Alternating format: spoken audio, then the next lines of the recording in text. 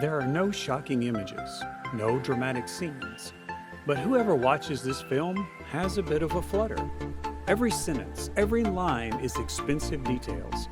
In particular, when they are written into lyrics, resounded with the same tones, all depict more clearly than ever the romantic but tragic love story of the beautiful prostitute Satine and the poor writer Christian. The motif may sound familiar, but believe me, you won't waste your time when watching this movie.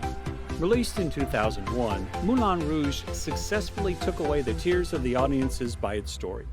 The film is also rated by film critics as one of the best musical theater films of the century, after Romeo and Juliet. Up to now, Moulin Rouge is still a monument of the musical and the musical genre. Christian is a depressed young writer who followed the Bohemian regional movement of the 1900s. When he moved to the Montmartre district, Paris, he met a group of performers led by Toulouse-Lautrec. Here, they recognized his talent, which helped them complete their proposed program, Spectacular Spectacular. This group wanted to sell this program to Harold Zidler, the owner of the Moulin Rouge pub. They planned to let Christian approach Satine, the golden bird of Zidler, and persuade her to ask her boss to buy this work. On the other hand, Zidler and Satine were also plotting a life-changing plan with the rich Duke Monmouth, a potential investor for their pub. Hot, beautiful female prostitute Satine had a burning passion for acting, and she wanted to become a movie star. In addition to the musical aspects, lines, and images, one element brings success to the movie, which must be mentioned here, is the actress Nicole Kidman, with a beautiful, hot body that makes it hard for viewers to take their eyes off the screen. On the night of the festival, Satine confused Christian as a duke. She danced with him and allowed him to go into a private room to talk. When she found out he was just a poor writer, that's when the Duke Monmouth appeared. Though Satine did her best to help Christian escape, they were caught. Seeing his crush lying next to another man, the Duke was furious. At this point, Satine and Christian were forced to lie that they were rehearsing for the play Spectacular Spectacular. With the help of Zidler, Toulouse, and the troupe, they pitched the show to the Duke and improvised a plot about an evil Maharaja attempting to woo an Indian courtesan who loves a poor sitar player. The Duke backed the program on the condition that he only may court Satine, but fate made Christian and Satine meet and fall in love. When the pub turned into a theater, they often met for the reason of rehearsal.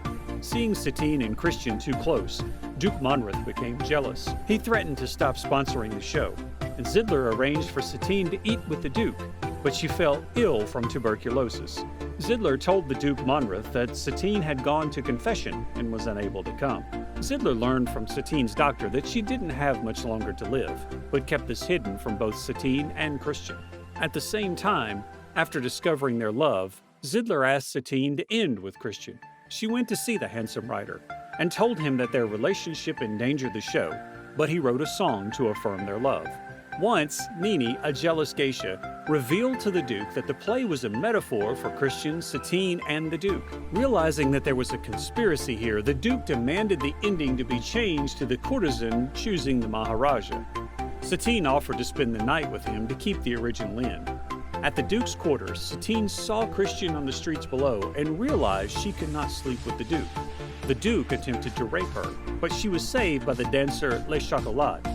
Christian urged Satine to run away with him. The Duke told Zidler he would kill Christian if Satine was not his. Zidler warned Satine, but she refused. Until Zidler revealed that she could not live much longer. If she ran away with Christian, this would only bring the young writer death, and Satine compromised. She went to Christian and said bitter words that hurt him very much. Christian tried following her, but was denied entry to the Moulin Rouge and became depressed, even though Toulouse insisted that Satine loved him. The night of the show, Christian sneaked into the Moulin Rouge, intended to pay Satine to return his love just as the Duke paid for her. He confronted Satine backstage, and suddenly they found themselves in the spotlight. Zidler convinced the audience that Christian was the disguised sitar player. He denounced Satine and walked off the stage. I paid my whore. At this point, from the rafters, Toulouse cried out, The greatest thing you'll ever learn is just to love and be loved in return. A aforementioned spurred Satine to sing the song Christian wrote to express their love. Christian returned to the stage and joined with her in the song.